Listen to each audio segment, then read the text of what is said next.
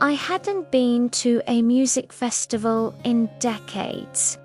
Certainly not an outdoor festival where you stand for hours, squeezed between strangers, while bands you've never heard of try to play loud enough to pierce your already worn-out eardrums.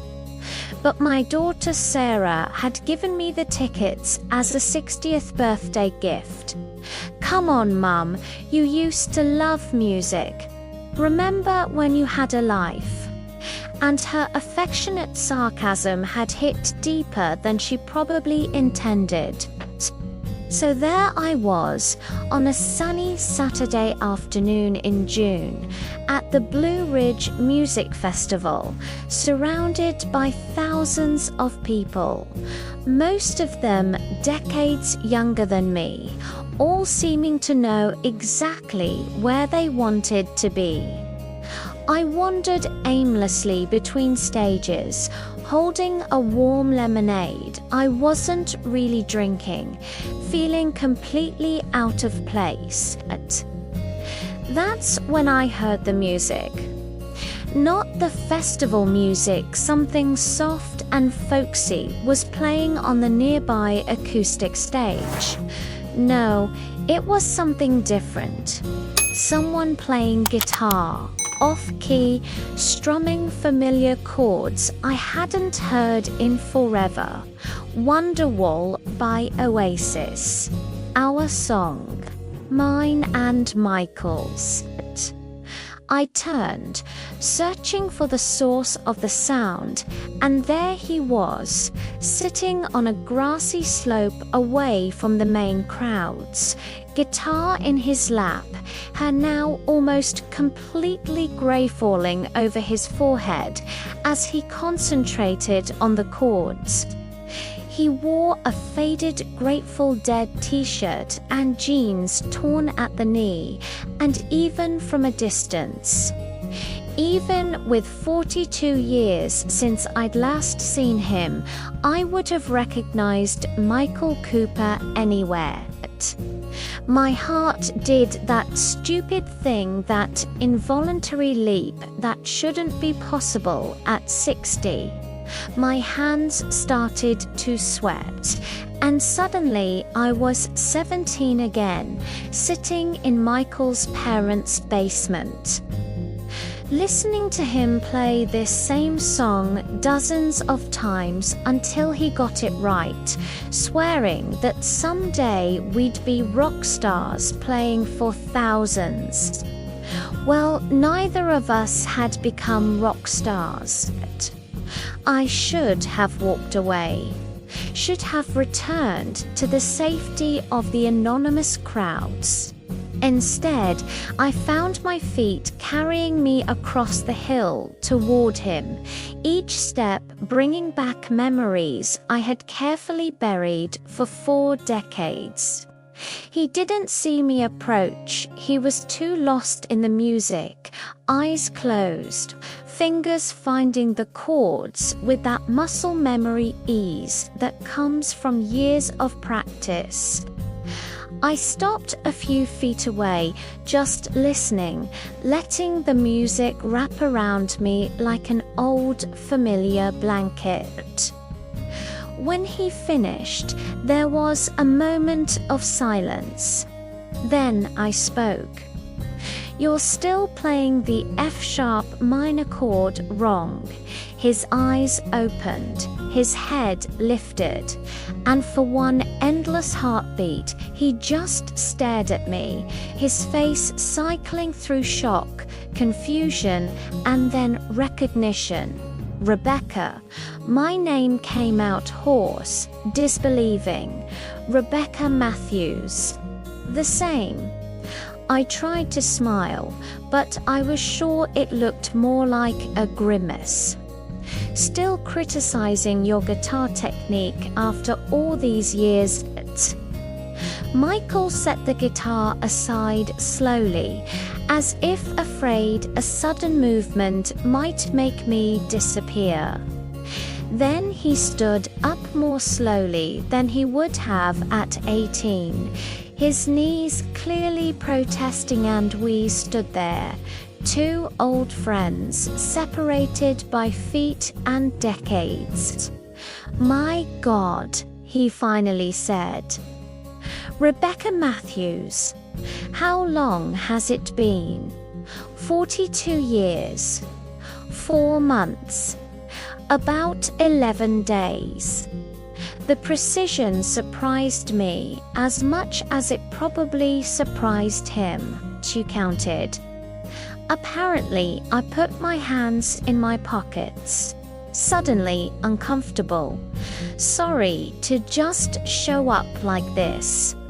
I saw you playing and, well, some things you don't forget." "Wonderwall," he looked at the guitar. "We spent an entire summer trying to master that song. You mastered it. I just pretended I could keep up. You played harmonica perfectly. You made the song complete."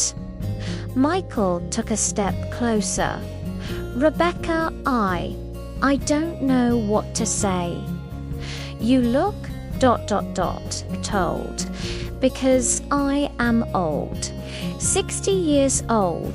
Last week, I was going to say beautiful. You look beautiful." He gestured to the space beside him on the grass. "Sit, unless you need to be somewhere ... double quotes, no. Nowhere." I sat down and he joined me, the guitar resting between us like a barrier or a bridge. I wasn't sure which. For a moment, neither of us spoke. From the festival below came the sounds of music and crowds and life. But there in our little bubble on the hillside, there was only the weight of 4 decades of silence. So Michael finally said, 42 years. Did you get married? Kids? Married briefly in my 20s. Didn't work out. No children. He plucked a piece of grass. Lived in Nashville for 20 years, trying to make it as a musician. Made some recordings, played bars, survived. Came back to North Carolina 5 years ago when my father got sick. I'm sorry about your father. He lived a good life, 87 years, all his faculties surrounded by family at the end. Michael looked at me. David, did you love him? The question caught me off guard. Yes, very much. He was my best friend, my partner, an incredible father. Why do you ask? Just wondering if you managed. His voice grew softer. Managed to move on, build a life, be happy. And there it was, the real conversation starting to emerge from beneath the surface pleasantries. My stomach tightened. Most days, yes. I was happy. I looked at him. But there was always this thing. This shadow. This what-if question I could never fully answer. What if you hadn't gone to Stanford?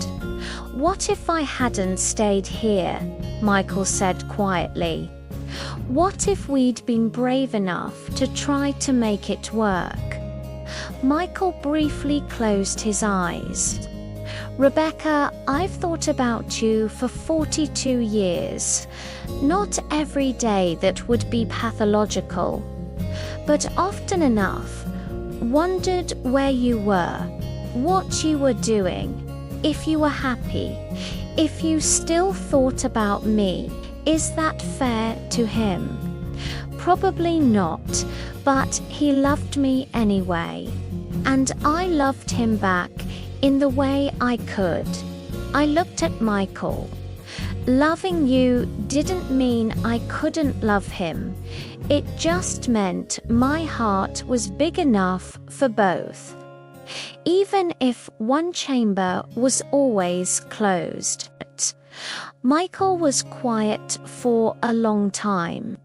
Then he picked up the guitar, strumming softly. Do you remember that last night? Before you left for college? As if I could forget. Morrison Lake, bonfire. Just the two of us, and that ridiculously starry sky. You said Stanford was your chance, that your parents had sacrificed so much, worked so hard, that you couldn't throw it away. And you said you understood that I should go chase my dreams, that we'd try long distance. My voice grew thicker, but we both knew we wouldn't. That distance was just a pretty word for breakup. I should have fought for you, Michael said, his voice raw. Should have said, forget Stanford, stay here, let's build something together. Or said I'd come with you, find a way to make it work in California. Michael, you were 18 years old. Your father had just had a stroke. Your family needed you. And I was scared. Scared of choosing you and then regretting it. Scared of choosing my career and losing you. So I didn't choose anything. Just let life decide for me. You weren't scared. You were being practical, responsible. All the qualities I loved about you. He played a few melancholy chords, but I've wondered all these years if I used my father as an excuse. If I was just too afraid to leave the safety of my small, known life. You weren't scared. You were being loyal, devoted to your family. I lightly touched his arm. Michael, we made the choices we made. They were the right choices for who we were then. But were they the right choices? He looked at me, and his eyes, still that impossible shade of blue-gray, were bright with unshed tears. Because I look at my life, Rebecca, 42 years, and it's ... empty.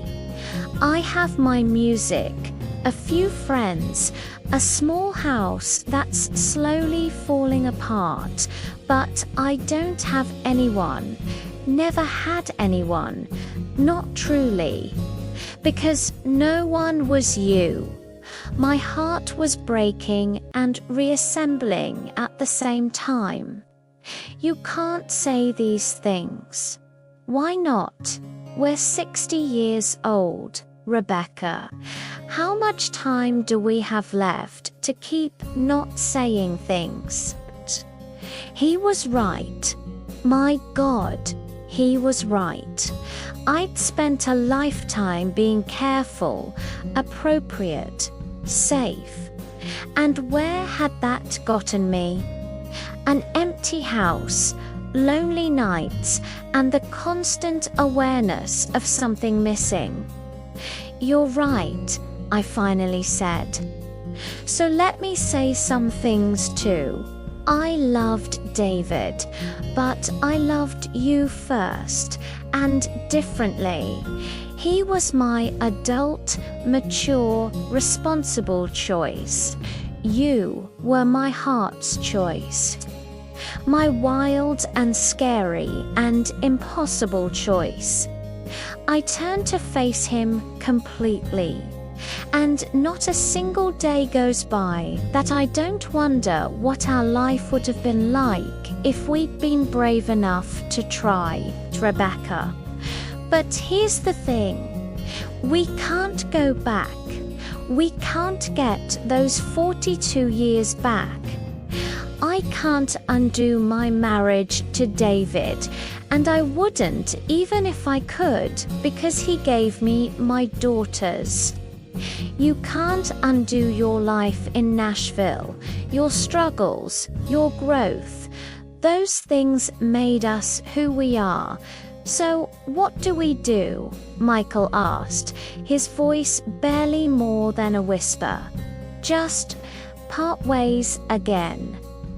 Pretend this meeting was a nice but meaningless coincidence. Or, I said slowly, my heart thundering, we acknowledge that maybe the universe is giving us a second chance, not to be who we were, but to figure out who we can be now. Michael set the guitar aside. What are you saying? I'm saying I'm 60 years old. My daughters are grown adults. I'm retired from an architecture job that paid well, but I never loved. I live alone in a too-big house full of memories of a man I adored, but who's gone. I took a deep breath. I'm saying I don't want to spend the rest of my life wondering what if again. Rebecca, are you saying you want to try after all these years? I'm saying I want to get to know you. Not the 18-year-old boy, but the 60-year-old man. I want to hear about Nashville, your songs, your struggles. I want to introduce you to my daughters eventually, meet your friends. I want to find out if that connection we had was just youthful nostalgia or something real enough to build on. This is crazy, Michael said, but he was smiling now. We're old people planning a romance like teenagers. It's completely crazy, I agreed. But I spent a lifetime being sensible. Being sensible left me alone.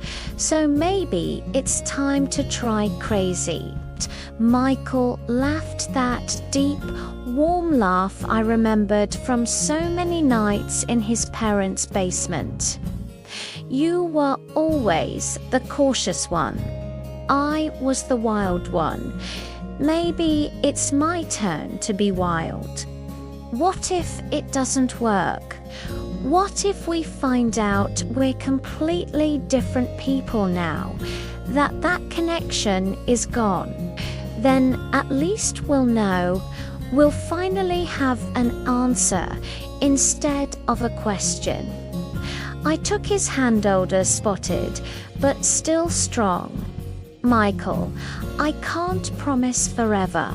I can't promise perfection, but I can promise honesty and effort and willingness to try. He intertwined his fingers with mine. I live 20 minutes from here. Small house, always a mess, full of musical equipment. I live in Nashville, an hour away. Too big house, excessively tidy, full of silence. We can make this work. It wasn't a question. Slowly, I said. Dinners, visits, getting to know each other again properly, playing music together again. God forbid, you know I've completely lost whatever musical ability I ever had. Lie, you're just rusty. I'll teach you again. He squeezed my hand. Like I taught you. You never taught me Wonderwall. You played it obsessively until I was forced to learn in self-defense. He was laughing now, and so was I, and suddenly it was easy. natural, as if 42 years had dissolved and we were just Michael and Rebecca again, best friends who happened to love each other. "Stay for the rest of the festival," Michael said suddenly. "There's a band playing on the main stage at Aether Yvette Brothers. You'll love them. Then we'll get dinner. I know this place. Well, it's a food truck, but it makes the best tacos you've ever had. Food trucks and live music. Very glamorous for our first date." "First date in 42 years, he corrected. "Technically, we're just continuing where we left off, with a 4-decade intermission. Details." He stood up, offering his hand to help me. "So, will you stay?" I looked at his outstretched hand, that offer of connection, of possibility, of courage finally matched. I thought about Sarah giving me those tickets, telling me to remember how to have a life. I thought about David, who loved me despite knowing part of me was always elsewhere, and who would have wanted me to find happiness again. I thought about all those years of what-if questions and the chance, finally, to maybe find some answers. I took his hand. "I'll stay." We spent the rest of the day together watching bands, eating ridiculously good food truck tacos, talking about everything and nothing. Michael told me about Nashville, about playing in musty honky-tonks and dive bars, about the songs he wrote but never properly recorded. I told him about architecture, about raising my daughters, about caring for David during his illness and the silent emptiness that came after. "You were a good wife," Michael said as we watched the sunset paint the sky orange and pink. "A good mother. You shouldn't feel guilty about remembering me." I don't feel guilty. Not anymore. And I realized it was true. I just feel like we wasted time. Our time. Then let's not waste any more. He turned to me. "Rebecca, I don't know what we are, or what we'll be, but I know that this now, here you is the first time in 42 years I've felt whole." "Michael, let me finish." He took a deep breath. "I'm not looking for you to save me from loneliness. I'm not looking for you to fill a hole. I'm looking for partnership, friendship, the chance to build something new on an old foundation. And if you'll give me that, if you're willing to try, promise not to waste a single day." I looked at this man, this handsome, talented, broken and reassembled man who had been my first love and could miraculously be my last. And I made the choice that 18-year-old me had been too scared to make. "Let's try." I kissed him soft, brief, loaded with 42 years of longing. "Let's finally be brave." When we pulled apart, he was smiling through tears. "You still kiss well. You've only kissed one person your entire life, so your basis for comparison is terrible. Details." He picked up his guitar. "Play with me, like we used to. I don't have a harmonica. Just sing then. You always had a beautiful voice. had before age and life happened. But my voice was hoarse, uneven, nothing like it used to be. But Michael harmonized, and our sounds blended the way they always had. And suddenly it didn't matter that we were old, or that we'd lost decades, or that the future was uncertain. Because they're on a hillside at a music festival. Two old friends found their way back to each other through songs and courage, and the choice to finally be brave. And when we finished, and the last chord faded into the evening air, Michael looked at me and said, "Welcome back, Rebecca." "Welcome back," I echoed. And for the first time in 42 years, I finally felt home.